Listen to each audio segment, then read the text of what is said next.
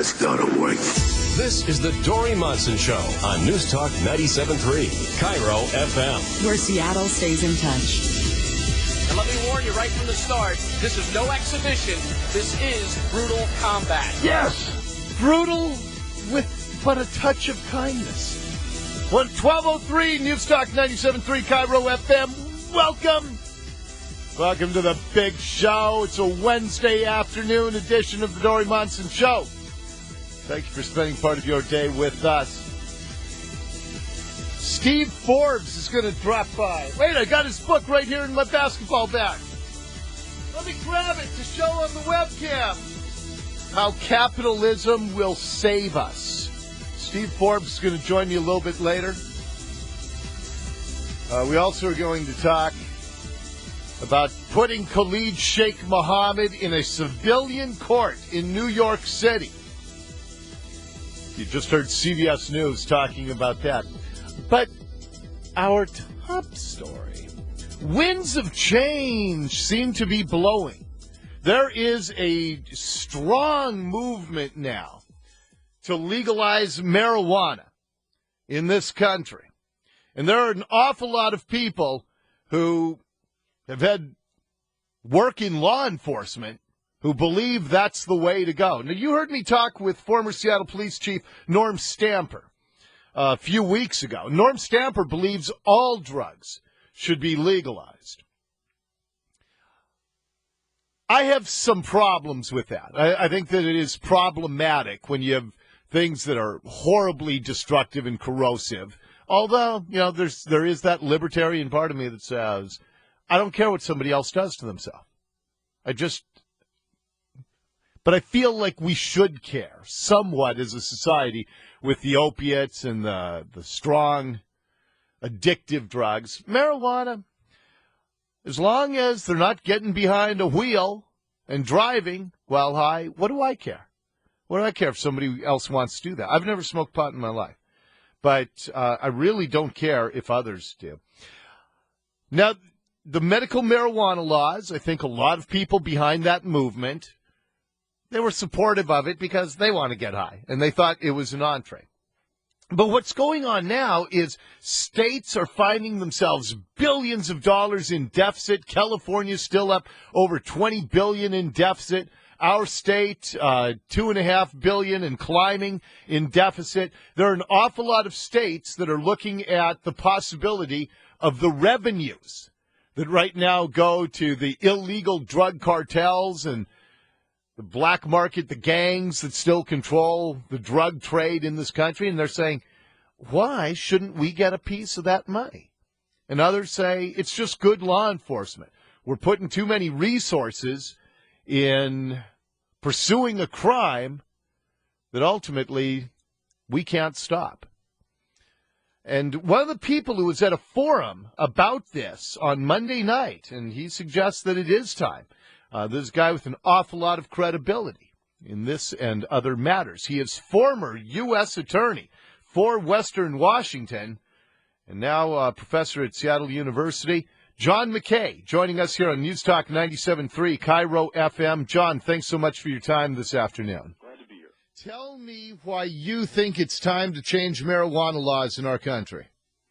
Well, I agree with those who say it's time to talk about it. There are a number of us who have been in leadership positions. I was in law enforcement.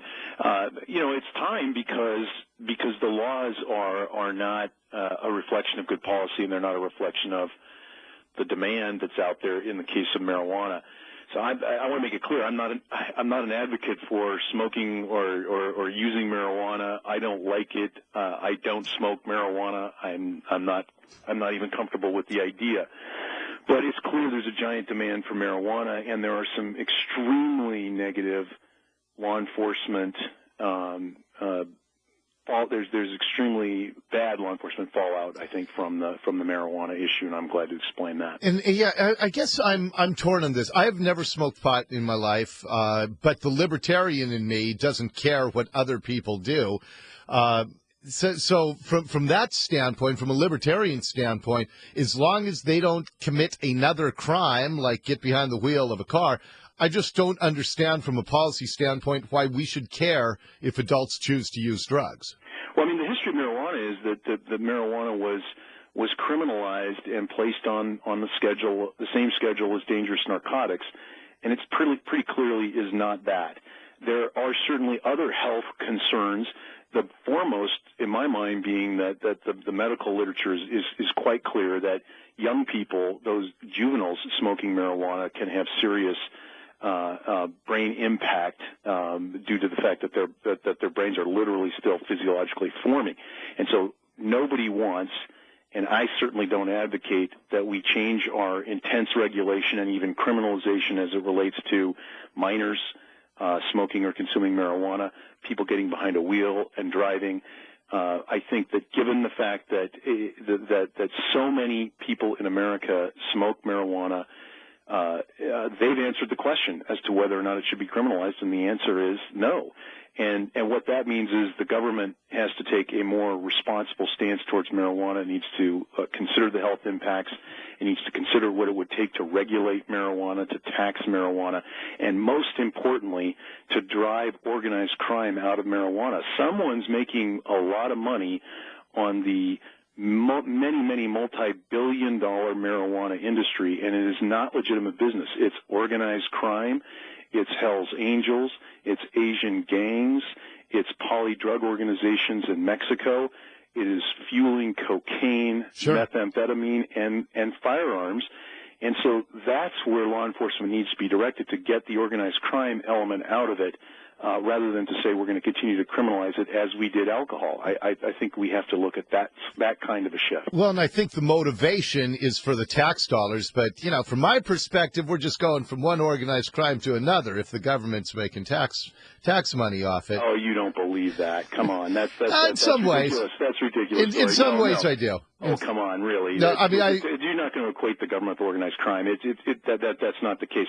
I'm not suggesting that what we're trying to do. Let me give you an example, and let me give you a quick shot. I don't understand why tobacco's legal. I think that tobacco money is the only reason it is still legal, given the number of people tobacco kills a year, is because of the tax revenues it throws off. And honest to goodness, I don't understand how the tax dollars flowing from big tobacco to our government, I don't know how that's any different from Central American governments getting paid off by drug cartels. Well, I think there's a lot of differences, but I'm not here to defend cigarette smoking. I agree with you. I think that the health detriment from smoking cigarettes is much better documented. There are bad things you can do to your health smoking marijuana. I mean, I think that's pretty obvious. I mean, alcohol is another thing. We've got tremendous bad and horrible health fallout from alcohol and those who are addicted to alcohol. And it's not a good thing that people can be addicted to marijuana. But in each of those cases, the public has chosen to consume it.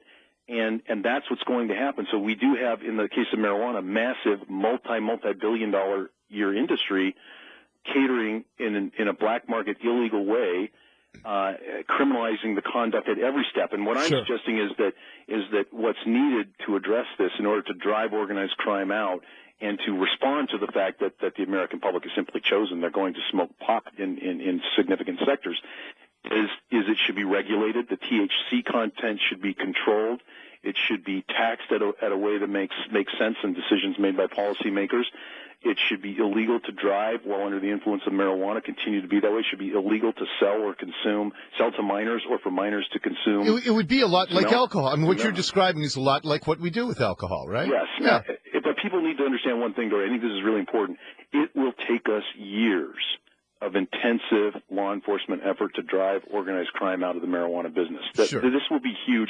It's those people who talk about legal. I don't favor legalizing marijuana in the sense that you suddenly it's decriminalized at all of these medical marijuana clinics, which are a sham for the most part, that they just simply proliferate and we're all going to live happily ever after. There is giant organized crime involved in this.